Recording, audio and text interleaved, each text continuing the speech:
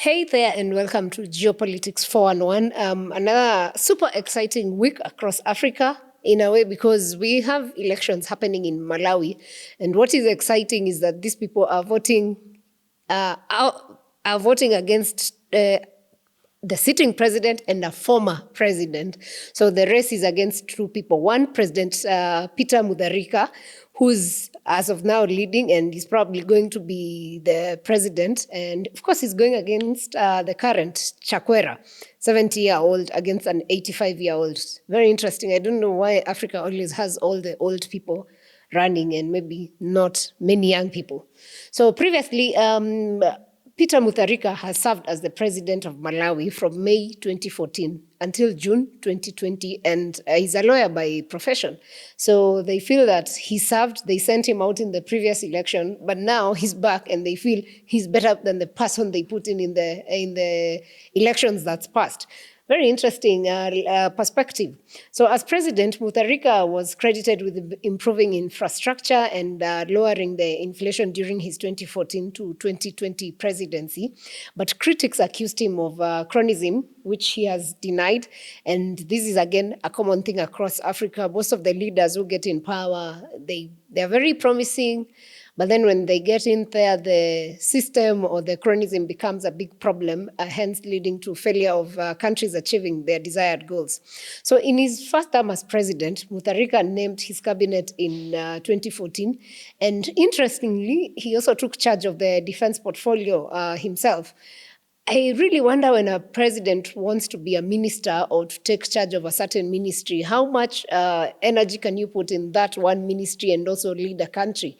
But anyway, these are some of the things people allude to that led to his failures, because now taking defense, of course, it's for a reason, brings in more income to countries. Most countries don't share their budgets for the defense portfolios. So that was one of the reasons. And looking at it and wondering why Malawians at this point feel that he's the change they want. You know, is it lack of more good leaders? Is it poor? Like, is Malawi that bad that these are the only people who can, take charge of a country? Anyway, I am not Malawian, just asking a question. So President Mutharika supported diversification of Malawi's agriculture and other crops besides tobacco. So these are things he was pushing for when he was campaigning during the first time. Some of it were things he managed, but largely he did not manage to achieve them. And so he's been campaigning on them again once more. I don't know if this time he's going to achieve that, but those are the things that he's been saying, that the country has been on the wrong trajectory and he wants to come back to save the country. And some critics are asking, he was not able to save the country between 2014 and 2020. What makes it different now that he's 85, that in 2025 he can save that country? Only Malawians can tell us. However, his first term was marked by strong popular discontent due to corruption, food shortages, and power cuts. And this is not unique to Malawi. It's more of most African countries. These are things we face, especially corruption, which is also at the global perspective. Actually, I think it's not now just an African problem. So in 2018, thousands of people, when now people were dissatisfied between 2014 and 2018, thousands took to the streets in several cities across the country to denounce corruption scandals that rocked his government. And in May 2019, when, the complaints and demos had taken a lot of a toll in the country's economy. So in 2019, Malawi held elections to elect a new president. And Mutharika, again, despite all the demos that were going on and the corruption and food shortages, again, the party that he belongs to, which he chaired, called DPP, which is the Democratic Progressive Party, again nominated him and endorsed him to run for president. And he was running against the incumbent, who's Lazarus Chakwera of the Malawi Congress Party, MCT, as his main as his main challenger. So the election was marred with controversy and claims of rigging by Mutharika's DPP back then.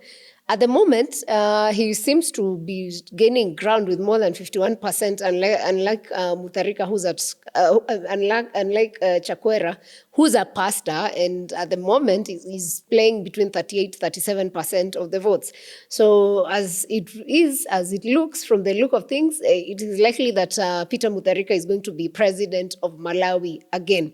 So, however, despite all the irregularities in the May election of 2019, the Electoral Commission chairperson, Supreme Court, who was also the Supreme Court judge by the name Jane Annash, she announced that Mutharika was the winner of the controversial elections. That's in 2019.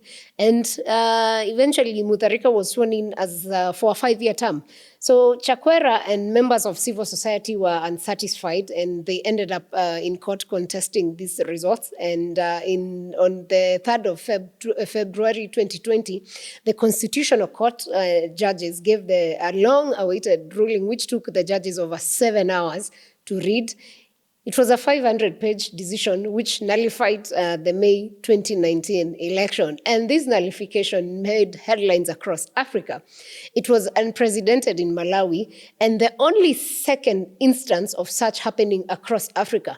And guess where the first one happened? Yeah, East Africa, and none other than us, our home country in Kenya. We had a nullification of the presidential election in 2017. And so this has been the first. Malawi comes in second now with that judgment. Very interesting, I think, way of practice even in the judicial system across Africa that's taking place. I don't know if a third country will make such a decision. It would be interesting to see, but it's good that as Kenya we set a pace for something, the obedience of the Constitution in a way. We may not be doing very well across in other sectors, but at least for that one, we did something and practiced and still has continued to make history. So a fresh election was ordered to be conducted in 150 days. Mutharika was defeated by Lazarus Chakwera in the 2020 election, having obtained about 40% of the vote. And that's how now Lazarus Chakwera ended up being sworn as the president of Malawi on June 2020. So he came to office now. By the time Chakwera was coming, his promises were he was pledging that he's going to clean up the graft that had been pushed on by Mutharika's administration. But his handling of cases has been criticized to date as selective and slow. And that's why in the ongoing election, voter, in the election that has just taken place last week, most of the citizens of Malawi don't feel him, they don't trust him, and now they have switched towards Mutharika and other people. I mean, we have other candidates like Joyce Banda, who's a former vice president, also running. But the key person is Mutharika. So the 85-year-old Mutharika was born in 1940, July, and has worked in the field of international justice, specializing in international economic law, international law, and comparative constitutional law. Something that is very interesting about Mutharika's family is that his elder brother, Bingu Mutharika, served as a president of Malawi. So this was between 2004 and 2012 when he passed on. So imagine brothers serving as president 2 terms each. Technically, yes, for both brothers.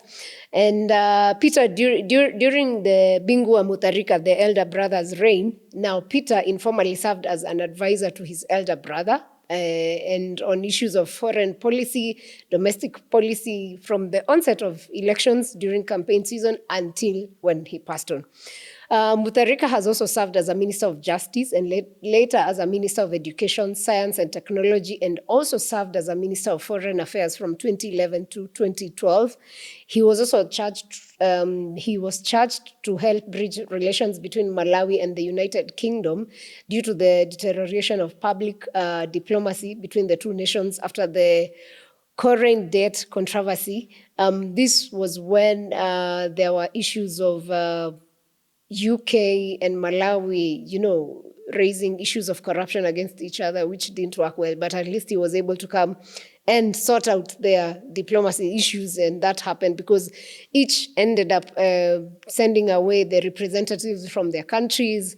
There was drama, but at least Mutharika was able to, sort of work with the UK, and they brought sanity between the two countries.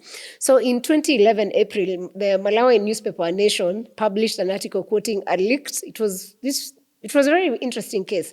So they leaked a diplomatic telegram from Colin Diet, in which he wrote that Malawian President Bingu Mutharika, who was the brother to Peter Mutharika, was becoming ever more autocratic and intolerant of criticism on April 27th. Malawi's government after that declared Corin a persona non grata and expelled him from the country. The United Kingdom, on the other hand, responded by expelling Malawi's acting High Commissioner, Ms. Flossie, and British aid to Malawi was also, the aid they were giving towards Malawi was also cut off. But they managed to do that. So in August 2020, the Malawi Anti-Corruption Commission froze the bank accounts of Peter and his wife, Gertrude, Peter Mutharika in this case, as part of an anti-corruption investigation into the importation of 5 billion Malawian kwacha's worth of cement-free taxes, a privilege that is given to the incumbent president. So Peter Mutharika is not all clean, even though at this point he's been largely voted by the people of Malawi to be their president. His is not a clean sheet. I don't expect that we have angels to come and rule any country, but it's very interesting to watch people go around and come back to the same person who they sent home, and now they want him to rule. I don't understand. Honestly, I think Africa, we can do better. Anyway, Mutharika, while campaigning, said he's coming back to run for president to make things work for a lot of Malawians who are currently struggling. And he further cited that many Malawians were suffering, and he couldn't sit and watch the country being destroyed further. How interesting, or what Damascus moment learns to some people. Like when he was in power, people were suffering, and many were suffering, and he sat and watched and ruled as a president. But suddenly he can't sit and watch as people suffer with another president. Like, how? Make me understand. Africa, we need to wake up and we need to get ourselves good people who can lead us. He also says that Malawi's economy is in bad state due to mismanagement. You would imagine that it's just Chakwera who has brought this mismanagement. Of course, he found the roots had been laid by Peter Mutharika, and now he's promising to be, the savior of Malawi. Anyway, I hope he saves them. I have my doubts, though. But this is a message to Africans. We need to do better as a continent. Can we just get people of integrity, people who care about their nations, and people who can lead nations to where we want them to be? And recycling them, I don't think is a solution. I am sure for Malawians, you can even tell us in the comment section, what are your expectations? And we are watching. How long should we wait before we start seeing cries of Malawians saying that Peter Mutharika should go and that a new person or administration should come in? Time will tell. That's the story of one President Peter Mutharika. We wish him the very best in his new role again. Welcome back. He's not new to presidency, but we wish him well. And we hope he can do a thing or two for Malawi. Yeah, that's it. Share with us in the comment section what you think, and we'll catch you on the next episode. The world is fast-paced and sometimes you miss the action. What perspectives do you have? What is the truth? Is the world at war?